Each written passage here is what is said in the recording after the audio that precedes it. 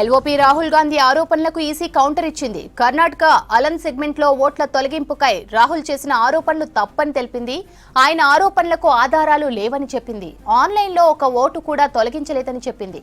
మరోవైపు ఆన్లైన్ లో అక్రమంగా ఓట్ల తొలగింపు చేశారని ఆరోపించారు రాహుల్ గాంధీ. ఎల్ఓపీ రాహుల్ గాంధీ ఆరోపణలకు ఈసీ కౌంటర్ ఇచ్చింది. కర్ణాటక అలంద్ సెగ్మెంట్ లో ఓట్ల తొలగింపుపై రాహుల్ చేసిన ఆరోపణలు తప్పని తెలిపింది. ఆయన ఆరోపణలకు ఆధారాలు లేవని చెప్పింది. ఆన్లైన్ లో ఒక్క ఓటు కూడా తొలగించలేదని చెప్పింది. మరోవైపు ఆన్లైన్ లో అక్రమంగా ఓట్ల తొలగింపు చేశారని ఆరోపించారు రాహుల్ గాంధీ.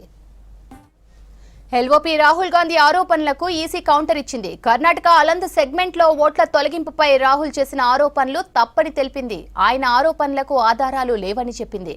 ఆన్లైన్ లో ఒక్క ఓటు కూడా తొలగించలేదని చెప్పింది. మరోవైపు ఆన్లైన్ లో అక్రమంగా ఓట్ల తొలగింపు చేశారని ఆరోపించారు రాహుల్ గాంధీ. ఎల్ఓపీ రాహుల్ గాంధీ ఆరోపణలకు ఈసీ కౌంటర్ ఇచ్చింది. కర్ణాటక అలంద్ సెగ్మెంట్ లో ఓట్ల తొలగింపుపై రాహుల్ చేసిన ఆరోపణలు తప్పని తెలిపింది. ఆయన ఆరోపణలకు ఆధారాలు లేవని చెప్పింది. ఆన్లైన్లో ఒక్క ఓటు కూడా తొలగించలేదని చెప్పింది. మరోవైపు ఆన్లైన్లో అక్రమంగా ఓట్ల తొలగింపు చేశారని ఆరోపించారు రాహుల్ గాంధీ.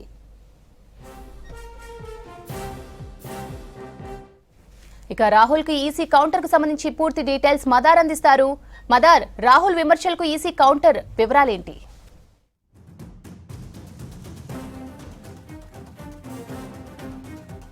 ఈరోజు ఉదయం రాహుల్ గాంధీ ఒక కీలక ప్రెస్ మీట్ ని నిర్వహించారు. ఆ ప్రెస్ మీట్ లోనే అలంద్ నియోజకవర్గానికి సంబంధించి 2023 ఎన్నికల్లో జరిగినటువంటి మిస్టేక్స్ ఏవైతే ఉన్నాయో ఓట్లకు సంబంధించి తొలగింపుకి కొన్ని ప్రైవేట్ వ్యక్తులు, అంటే ఆ రాష్ట్రంలో ఉన్నటువంటి వ్యక్తులు కాకుండా బయటి నుంచి ఆ నియోజకవర్గాలకు సంబంధించినటువంటి ఓట్లను తొలగించేటువంటి ప్రయత్నాలు చేశారు. వేరే రాష్ట్రాలకు సంబంధించినటువంటి ఫోన్ నెంబర్లు కావచ్చు, వాటిని అన్నింటిని ఉపయోగించి, అలాగే ఒక అధికృత వెబ్సైట్, ముఖ్యంగా సాఫ్ట్వేర్ ని యూజ్ చేసి కొన్ని వర్గాలకు సంబంధించినటువంటి ప్రజలు, ముఖ్యంగా విపక్ష పార్టీలకు సంబంధించి ఫేవరబుల్ గా ఉండేటువంటి వర్గాలకు సంబంధించిన ప్రజల ఓట్లను తొలగించేటువంటి ప్రక్రియ జరిగింది. దాని అంతటికి సంబంధించి 100% మేము ఎవిడెన్స్ ని తీసుకున్నాము, ఎవిడెన్స్ ని కలెక్ట్ చేశాము. వాటిపైన చర్యలు తీసుకోకుండా కేంద్ర ఎన్నికల సంఘం వారిని రక్షిస్తుంది అనేటువంటి ఆరోపణలు ఈరోజు రాహుల్ గాంధీ చేశారు. ఆ ప్రెస్ మీట్ లోనే పూర్తి వివరాలతోటి ఎవరెవరి ఓట్లను తొలగించారు, వాటికి సంబంధించినటువంటి నెంబర్లను చూపెడుతూనే తొలగించినటువంటి ఓట్లకు సంబంధించి అసలు వారందరికి సంబంధించినటువంటి వివరాలు, కొంతమందికి సంబంధించినటువంటి బయట్లను కూడా ఈరోజు రాహుల్ గాంధీ ప్లే చేశారు. ఆ సందర్భంలోనే వాటికి కౌంటర్ గా కేంద్ర ఎన్నికల సంఘం స్పందించింది. పూర్తి స్థాయిలో రాహుల్ గాంధీ చేసినటువంటి ఆరోపణలకు సంబంధించి అట్లాంటి ప్రక్రియ ఏది కూడా జరగలేదు అనేటువంటి అంశాన్ని కీలకంగా ఎవరు కూడా కొన్ని ప్రయత్నాలు జరిగినప్పటికీ అవి కూడా సక్సెస్ కాలేదు.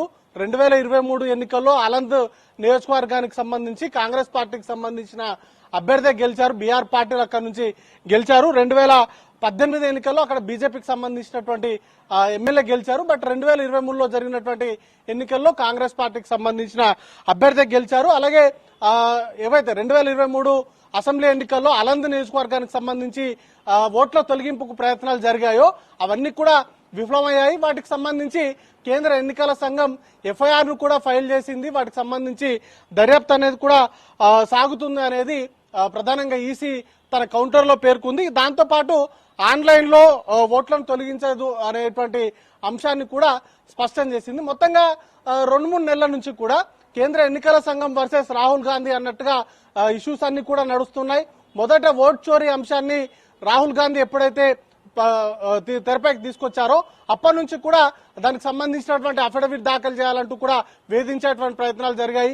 వీటితో పాటు ఇప్పుడు కాంగ్రెస్ పార్టీకి సంబంధించి చేస్తున్నటువంటి ఆరోపణలకు సంబంధించి ముఖ్యంగా నిర్దిష్టంగా ఓట్ల తొలగింపుకు సంబంధించి కావచ్చు, లేకపోతే డూప్లికేట్ ఓట్లు కావచ్చు, అలాగే కొన్ని ఓటర్లకు సంబంధించి ఒకే అడ్రస్ తోటి అనేక మంది ఓటర్ ఐడిని కలిగి ఉండడం కావచ్చు, అలాగే వాటికి సంబంధించినటువంటి వివరాల్లో కూడా చాలా వరకు తప్పుల్ని కాంగ్రెస్ పార్టీ ఎత్తి చూపింది.